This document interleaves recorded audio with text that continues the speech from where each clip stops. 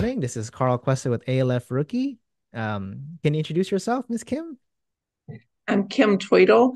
I'm the owner of Advocates for the Independent. We're a caregiving service You for know, the we, home. I am so honored that you are with us today. I was just talking like off camera before how I have a couple of needs, or I will have a couple of needs, regarding staffing if we ever close on this assisted living, and I don't have any caregivers yet, so you're my very first. So very, very glad to have you. So, tell Well, us about yourself. well, I've owned my caregiving agency since 2010. So I've been in this business, caregiving business, for quite a while. Mhm. We're licensed for all of pretty much Southeast Texas. We can send caregivers into people's personal homes or their wherever assisted living or wherever their home might be.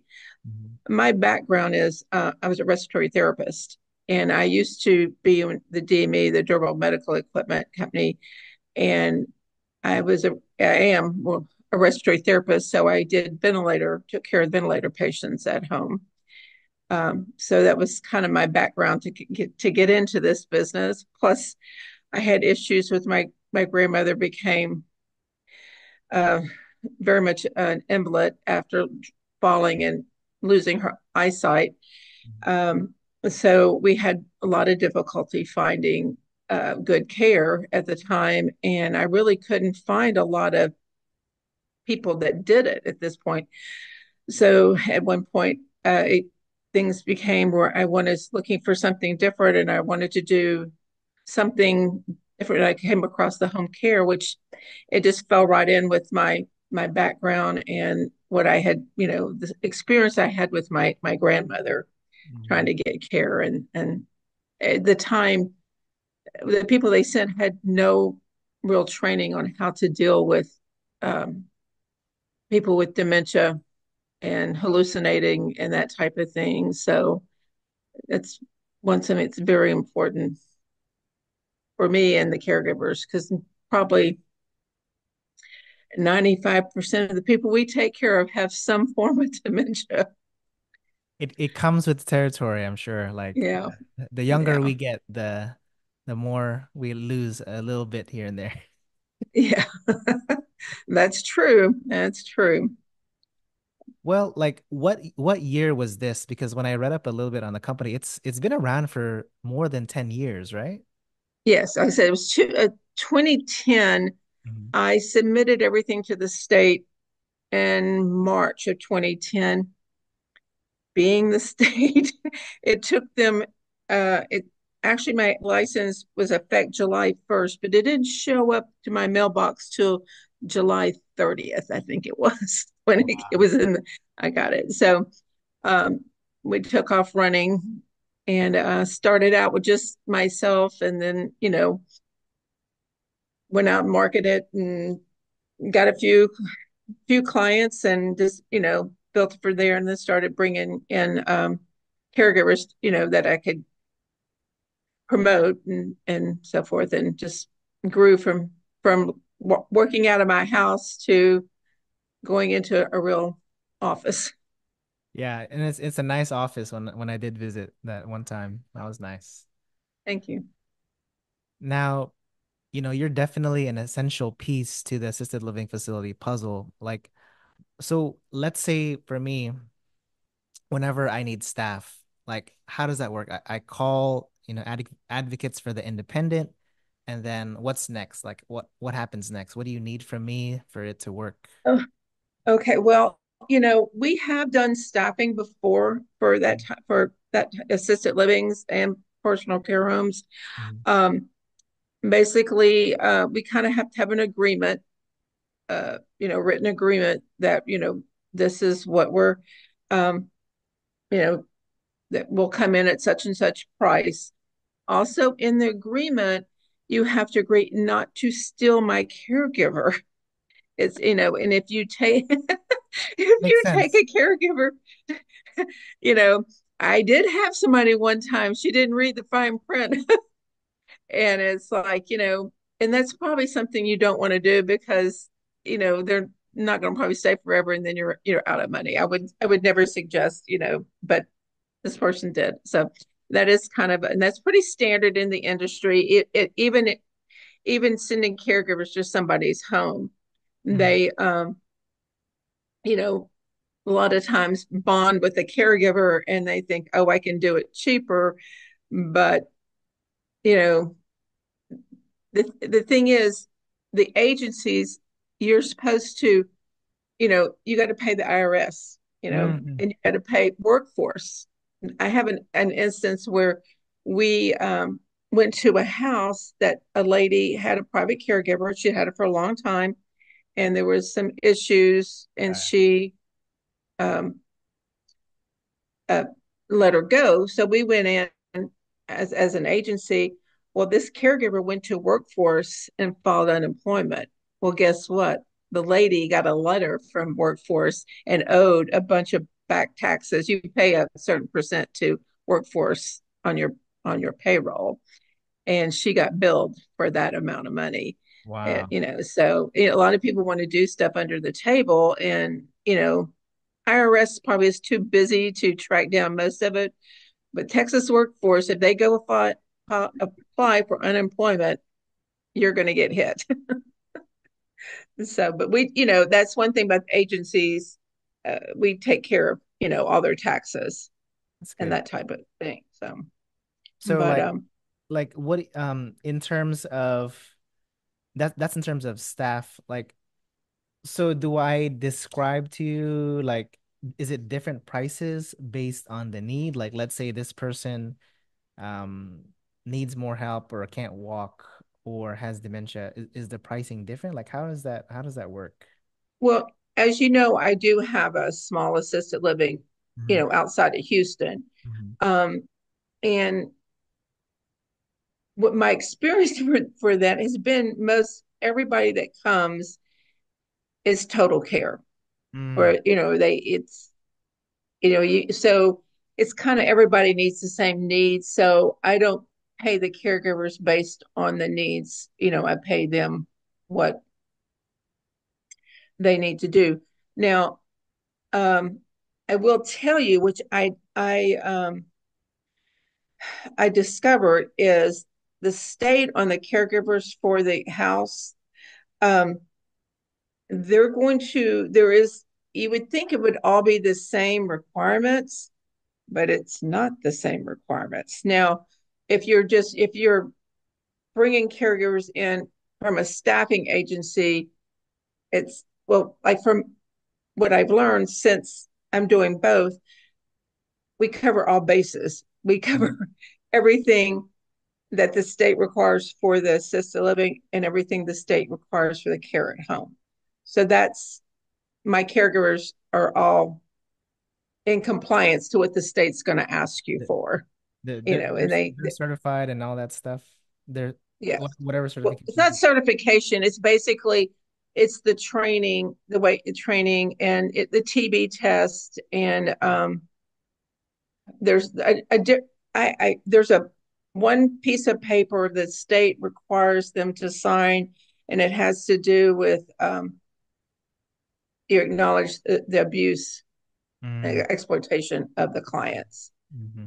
that you have read and agree, to abide by that. So um, it's a little bit, like I said, it's a little bit different, but we just have the caregivers, no matter what, go through both sides. So if we have to pull caregivers in for that assisted living, or if we're, you know, helping somebody staff something, the caregivers are covered. So Like in terms of how far advance notice we have to give you, like let's say someone calls in, they're supposed to come in for like a 7 to 7 shift or something. hmm. And I find out like 7:30. Like how fast realistically can can I get Realistic, prior to COVID, you probably could do it pretty quickly. uh-huh. It seems ever since COVID, it's not as easy. We could get something maybe in 2 or 3 hours. Sometimes it might be 5 hours, Okay. or um, we have several PRN caregivers. And one of the things about caregivers, the good ones are signed up for different assisted livings, different agencies. And the thing is, when you have hours for them, it's great. Then you lose somebody, say somebody passes or gets better or goes off service, or then they're calling the next agency, hey, do you have any hours for me? Hmm. Or their assisted living, they'll tell them, you can put me on the schedule. We have one girl right now.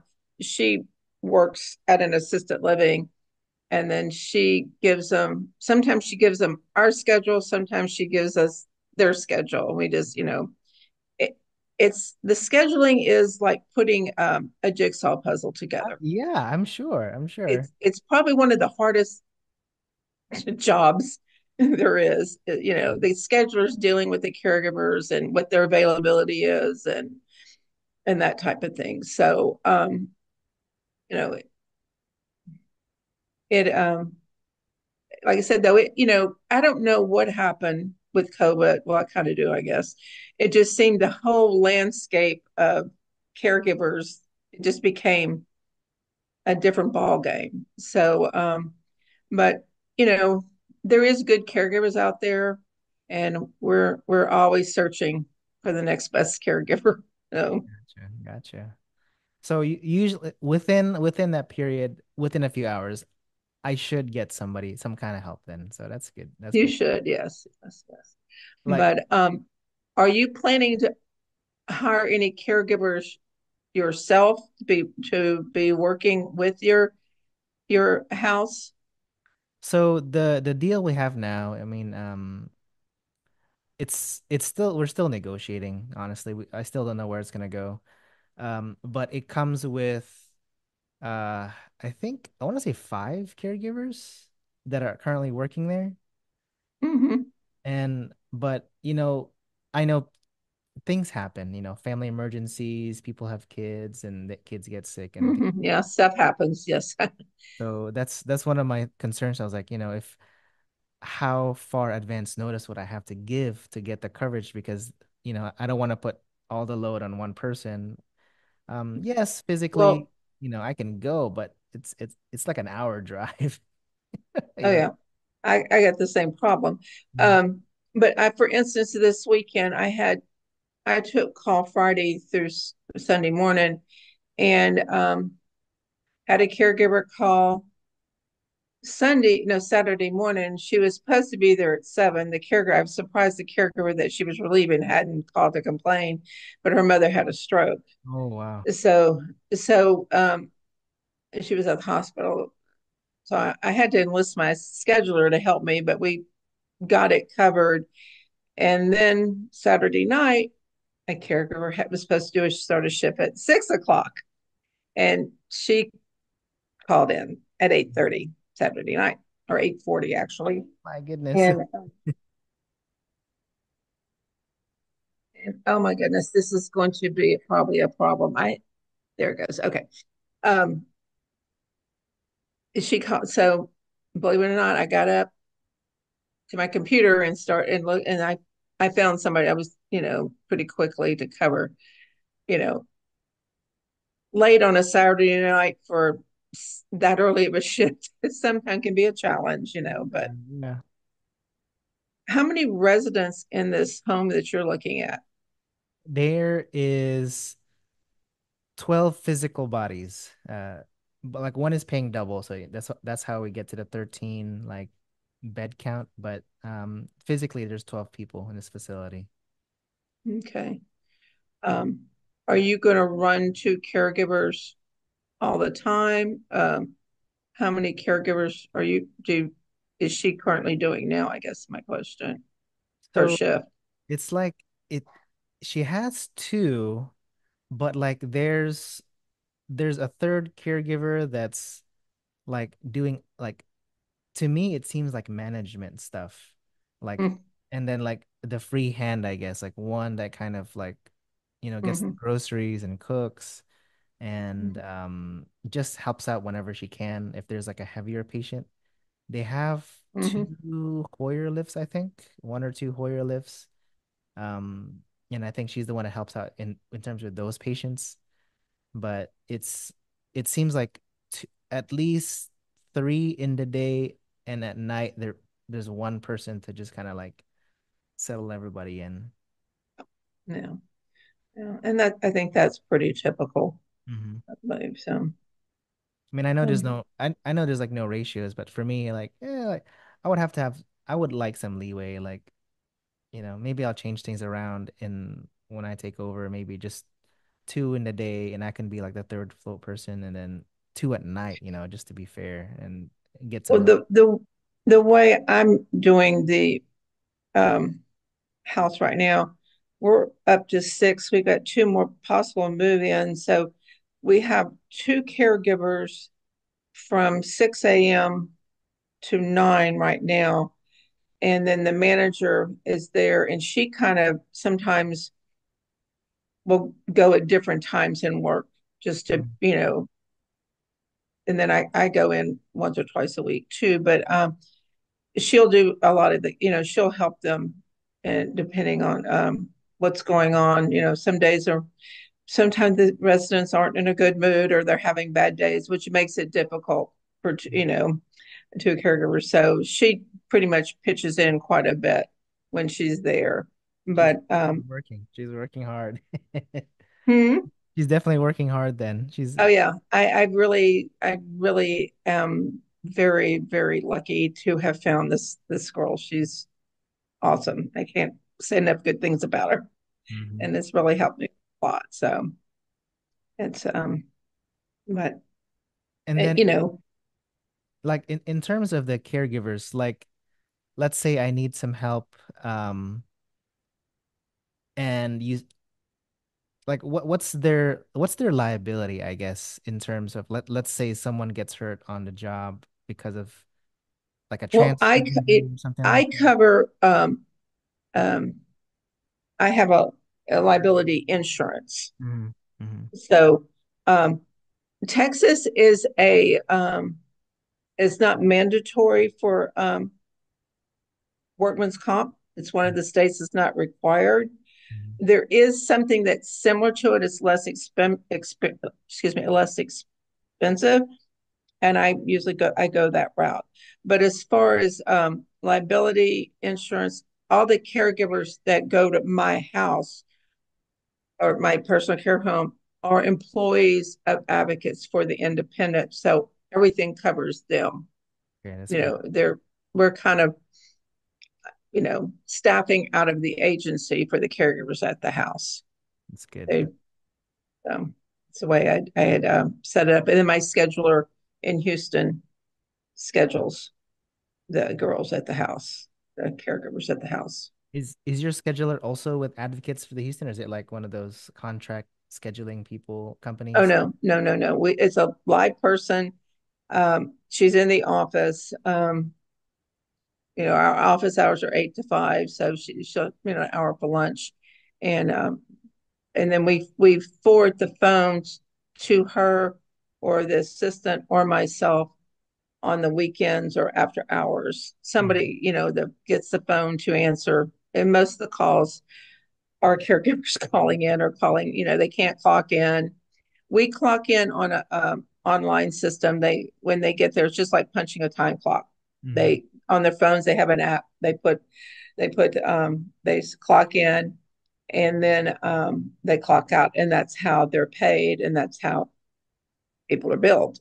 And it, Mhm. it dumps into my software, and it's all done online. So, Awesome, awesome. which is it's you can really stay on top of people getting there on time, and not depending on everybody to remember what time they got there and that type of thing.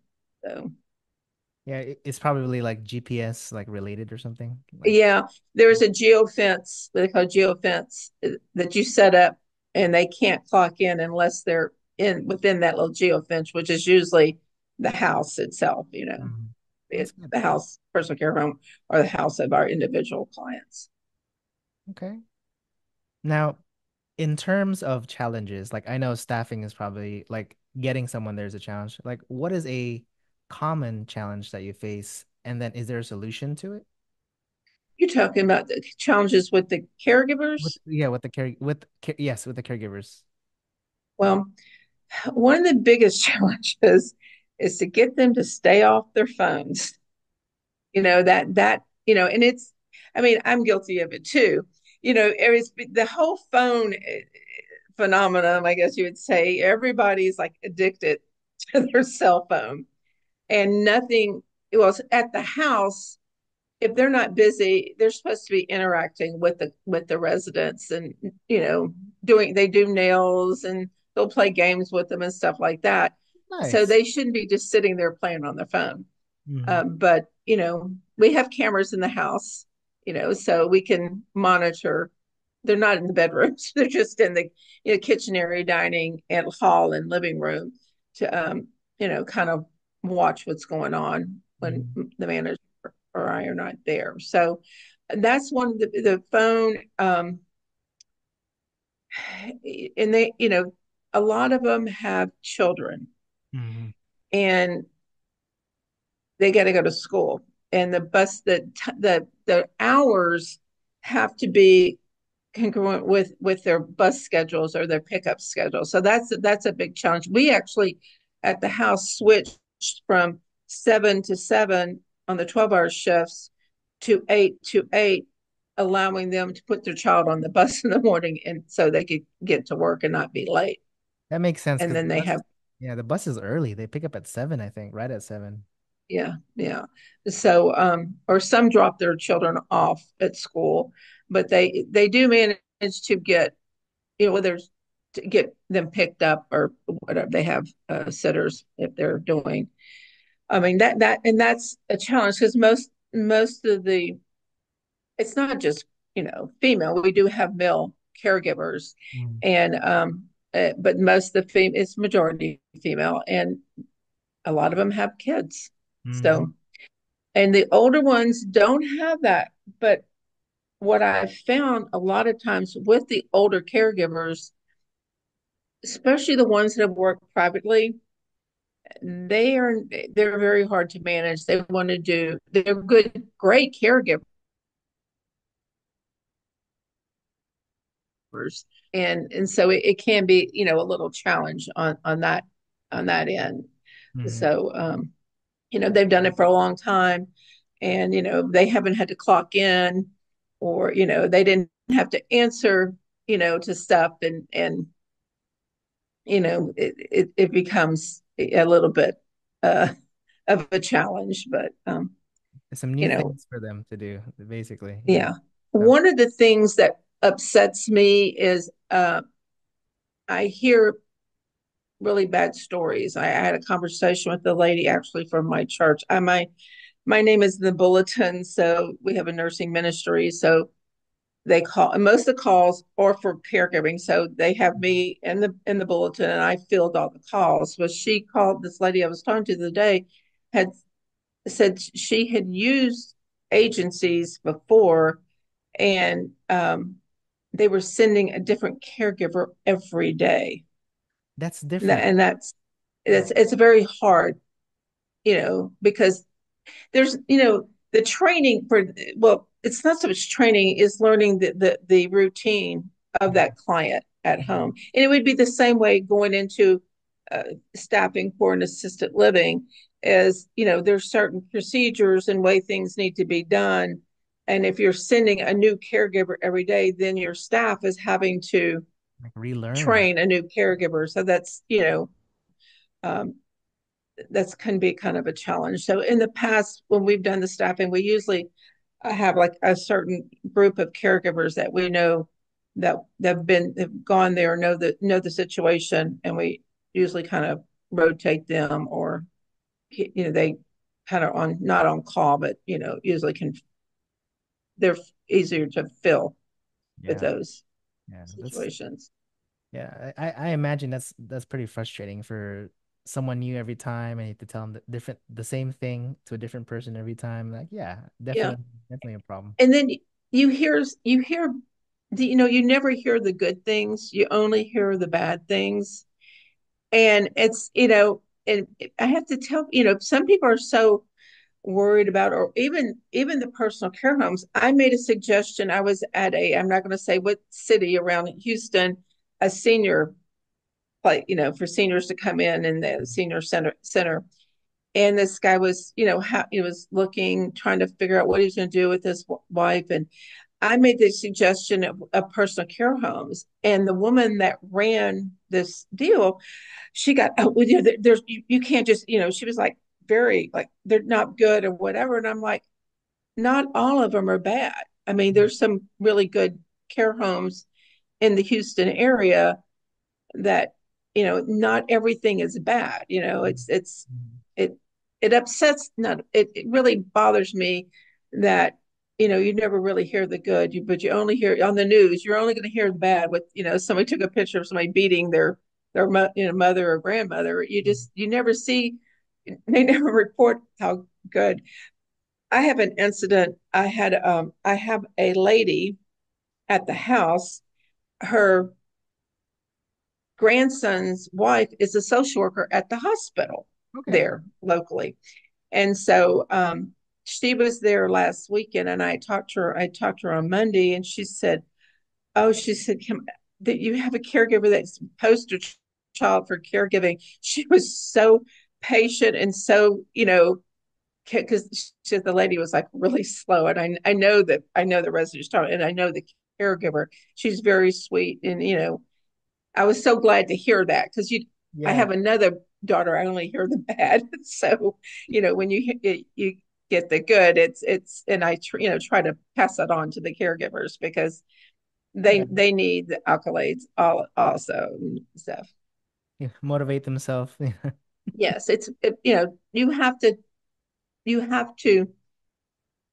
tell them when they're doing a good job. It can't always be when they're doing, you know, they need to improve, but when they do the good things, and, like my really good start caregivers over there, I usually write them a little note and give them a little $25 gift card, and some little trinkets that are basically, the little giveaways for the advertisement. But just little things help, you know, I'm that sure. make them more comfortable, That's with the so challenge is still staffing. staffing is going to be your biggest challenge. Yeah, it Gotcha. is. It is. It is what it is. You just have to learn to deal with it. And, my deal is, I tell my staff, we hire weekly. We hire weekly. We even have like really great caregivers that'll just decide they don't want to work anymore. And it's like, you know, so you always have to be prepared. Gotcha. Gotcha. Because I had, hired some people into the office. Oh, you're wasting your money. I'm like, no, I'm not. And then after she saw, she goes, this, I don't, I told you, you hire weekly. That's the only way you can stay ahead of the game. Because too, when you get new clients, you want to be able to, you don't want to have to drag your feet to start the case. Hmm. So, Well, that's uh, excellent. Well, Miss Kim, what is the best place to reach you? And what is a hmm. number that you can share that you don't mind posting where people can call to to get your services? Oh, it's 713 609 9908. And this goes straight to your office if someone needs to. Yes. And that number is always transferred to a live person after hours. Okay. Okay. And then where can people go to learn more about you? We have a website. It's www.advocatesfortheindependent.com.